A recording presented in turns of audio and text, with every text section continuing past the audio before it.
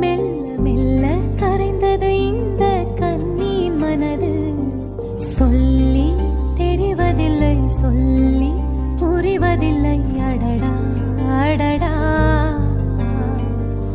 அந்த உணர்வு கொள்ளை போனது.